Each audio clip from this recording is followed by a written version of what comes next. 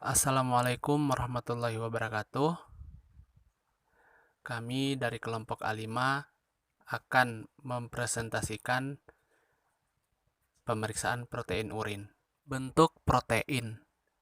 Yang pertama, teman-teman bisa lihat ada bentuk struktur primer yang merupakan urutan asam amino penyusun protein yang dihubungkan melalui ikatan peptida. Yang kedua ada bentuk struktur sekunder, yang mana struktur sekunder protein adalah struktur tiga dimensi lokal dari berbagai rangkaian asam amino pada protein yang distabilkan oleh ikatan hidrogen. Gambar selanjutnya teman-teman bisa lihat ada bentuk struktur tersier yang merupakan gabungan dari aneka ragam dari struktur sekunder. Kemudian yang terakhir ada bentuk struktur kuartener. Denaturasi protein.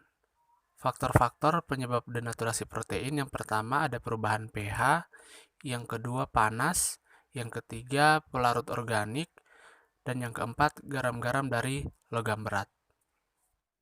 1. pH. Protein akan keruh saat berada pada pH isoelektriknya, yaitu pada saat muatan ion positif dan ion negatif sama. Asam dan basa dapat mengacaukan jembatan garam dengan adanya muatan ionik. Biasanya reaksi ini terjadi di dalam sistem pencernaan saat asam lambung mengkoagulasi susu yang dikonsumsi. 2. Pemanasan. Poin pertama, terjadi karena suhu tinggi. Suhu tinggi dapat meningkatkan energi kinetik dan menyebabkan molekul penyusun protein bergerak sangat cepat, sehingga mengacaukan ikatan molekul tersebut. Poin 2. Pemanasan membuat protein terdenaturasi, sehingga kemampuan mengikat airnya menurun dan membuat terputusnya interaksi non-kovalen yang ada pada struktur alami protein, tapi tidak memutuskan ikatan kovalennya yang berupa ikatan peptida. Pelarut organik contohnya adalah kloroform dan alkohol. Cara kerja denaturasi protein dengan memutuskan ikatan hidrogen intramolekul pada rantai samping protein. Ikatan hidrogen yang baru dapat terbentuk antara alkohol dan rantai samping protein tersebut. Garam dari logam berat. Garam dari logam berat, hal ini terjadi karena ikatan sulfur pada protein tertarik oleh ikatan logam berat sehingga proses denaturasi terjadi dengan adanya perubahan struktur kandungan senyawa pada protein tersebut.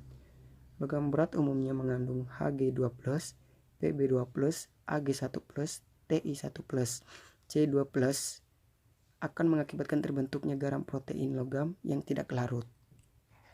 Baik, kita masuk ke metode asam sulfosalisilat. Prinsipnya yaitu protein akan terdeteksi pada suasana yang asam dan suhu tinggi.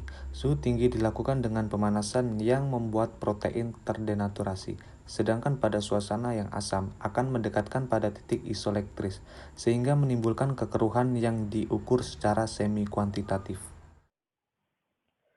Cara kerja pemeriksaan protein urin metode asam sulfosalisilat. Siapkan 2 tabung reaksi, masing-masing diisi dengan 2 mili urin jernih. Tabung pertama ditambahkan 8 tetes asam sulfosalisilat 20%, kemudian dikocok. Kemudian dibandingkan isi tabung pertama dengan tabung kedua dan dinilai secara semi-kuantitatif. Untuk membedakan adanya protein albumin, globulin, dan protein BNC Jones, pada tabung pertama dipanasi di atas nyala api sampai mendidih dan kemudian didinginkan kembali dengan air mengalir. Interpretasi hasil. Jika kekeruhan tetap ada sewaktu pemanasan dan setelah didinginkan, berarti tes terhadap protein adalah positif. Protein ini mungkin albumin atau globulin atau juga mungkin kedua-duanya. Jika kekeruhan hilang sewaktu pemanasan tetapi muncul kembali setelah dingin, mungkin penyebabnya adalah protein BNC Jones dan perlu diselidiki lebih lanjut. Kelebihan metode sulfosalisilat adalah pemeriksaan ini sangat peka karena adanya protein dalam konsentrasi 0,002% dapat dinyatakannya. Apabila hasil tes negatif, tidak perlu lagi memikirkan kemungkinan adanya protein urin. Kekurangan metode sulfosalisilat adalah apabila urin yang digunakan bersifat alkalis atau basa, maka dapat menghasilkan reaksi negatif palsu.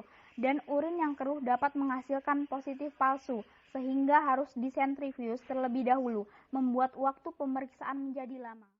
Metode yang kedua adalah metode asam asetat 6%. Metode ini juga merupakan metode pemeriksaan secara semi kuantitatif. Prinsipnya sama dengan metode asam sulfosalisilat, yaitu protein akan terdeteksi pada suasana yang asam dan pada suhu tinggi. Suhu tinggi dilakukan dengan pemanasan yang membuat protein terdenaturasi, sedangkan pada suasana asam akan mendekatkan pada titik isoelektris, sehingga menimbulkan kekeruhan yang akan diukur secara semi kuantitatif. Selanjutnya cara kerja. Sampel urin dimasukkan ke dalam tabung reaksi sebanyak 2/3 tabung. Kemudian dipegang tabung reaksi pada bagian bawah menggunakan penjepit tabung, lalu dipanaskan urin pada lapisan atas sampai mendidih selama 30 detik. Baca kekeruhan lapisan atas dan dibandingkan dengan lapisan bawah yang tidak dipanasi. Jika terjadi kekeruhan, mungkin ia disebabkan oleh protein, tapi mungkin juga oleh Ca fosfat atau Ca karbonat. Kemudian diteteskan ke dalam urin yang masih panas itu 3-5 tetes asam asetat 6%. Jika kekeruhan itu lenyap dan timbul gas, kekeruhan tersebut disebabkan oleh Ca karbonat. Jika kekeruhan tetap ada atau menjadi lebih keruh lagi, tes terhadap protein adalah positif. Panasilah sekali lagi lapisan itu sampai mendidih, dan kemudian berilah penilaian semi kuantitatif pada hasilnya. Interpretasi hasil. Jika timbul kekeruhan pada saat sebelum ditambahkan asam asetat dan sesudah ditambahkan asam asetat menjadi lebih keruh lagi, maka tes terhadap protein positif. Kemudian untuk derajat kepositifannya adalah positif 1, ada kekeruhan ringan tanpa butir-butir, 0,01 sampai 0,05%. Positif 2, ada kekeruhan yang mudah dilihat dan tanpa butir-butir, 0,05 sampai 0,2%. Positif 3, ada kekeruhan yang jelas, urin tanpa keruh, kekeruhan berkeping-keping, 0,2 sampai 0,5%. Positif 4, ada kekeruhan yang sangat jelas, urin sangat keruh, keruh berkeping-keping, besar, bergumpal, memadat, lebih dari 0,5%. Kelebihan metode asam asetat ialah cukup sensitif karena protein sebanyak 0,004% protein dapat dinyatakan menggunakan metode ini. Asam asetat yang dipakai tidak penting konsentrasinya. Tiap konsentrasi antara 3-6% boleh dipakai. Yang penting ialah pH yang dicapai dengan pemberian asam asetat. Oleh karena itu, ada yang lebih suka memakai larutan penyangga pH 4,5 sebagai pengganti larutan asam asetat. Sehingga dengan reagen ini, adanya garam-garam untuk mempresipitasikan protein dengan sendirinya terjamin. Untuk kekurangan dari metode asam asetat adalah apabila urin encer yang mempunyai berat jenis rendah tidak dapat diperiksa menggunakan metode ini, karena menyebabkan hasil positif palsu. Oke, metode Edgebatch prinsipnya yang ke-1, asam pikrat yang terdapat dalam reagen Edgebatch akan mengendapkan protein dalam urin. Endapan tersebut kemudian diukur secara kuantitatif. Oke, yang kedua, metode Edgebatch sendiri sebenarnya ada yang sudah lama dan ada yang sudah dimodifikasi. Yang ketiga, metode Edgebatch yang lama mengandung asam pikrat dan asam sitrat. Asam pikrat dalam reagen Edgebatch berfungsi untuk mengendapkan protein endapan tersebut. Kemudian diukur dan dinyatakan sebagai kadar protein. Asam sitrat berfungsi sebagai penjagaan suasana agar tetap asam. Ketiga, metode Edgebatch dengan modifikasi yang yakni metode Edgebatch dengan tambahan reagen Tuchia dan batu apung. Reagen Tuchia sendiri adalah asam wolframat dan alkohol. Fungsinya membuat pengerjaan pemeriksaan menjadi lebih baik. Selanjutnya adalah cara kerja. Cara kerja metode Edgebatch tanpa Modifikasi adalah dilakukan pengukuran pH urin dengan menggunakan kertas pH. Jika terlalu basah, maka diasamkan terlebih dahulu dengan penambahan asam asetat untuk menurunkan pH urin. Tabung X-Bag ditambahkan dengan urin sampai tanda U dan reagen X-Bag sampai tanda R dan serbuk barium sulfat secukupnya. Kemudian tabung ditutup dan dibolak-balik hingga homogen. Tabung didiamkan selama 30 menit, kemudian dibaca tingginya endapan yang terjadi setelah didiamkan dan ditulis dalam satuan gram per liter, misalnya A gram per liter. Kemudian dilakukan perhitungan terhadap nilai protein loss. Kemudian ini adalah interpretasi hasilnya. Perhitungan protein loss, tinggi endapan kali volume urin.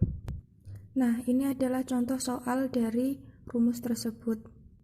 Jenis-jenis protein yang ada dalam urin dan sifat-sifatnya. Protein yang pertama adalah protein benzogenous. Protein benzogenous merupakan suatu protein dengan berat molekul kurang lebih 44.000, terdiri dari rantai ringan kappa atau lambda imunoglobin yang ditemukan pada urin. Karena berat molekulnya yang kecil, protein ini dapat ditemukan di filtrasi glomerulus. Protein benzogenous merupakan protein patologis, karena protein ini juga dikenal dengan tumor marker, di mana suatu zat yang dibuat oleh tubuh sebagai tanda yang berhubungan dengan kanker tertentu atau keganasan. Berikut adalah gambar dari protein benzogenous. Sifat dari protein Benz-Jones adalah bila dipanaskan sampai suhu 40-60 derajat, terjadi presipitat dan pada saat pemanasan diteruskan sampai mendidih, presipitat menghilang. Ketika didinginkan protein Benz-Jones, akan menjadi presipitat pada suhu 60 derajat Celcius dan akan larut pada suhu kurang dari 40 derajat Celcius.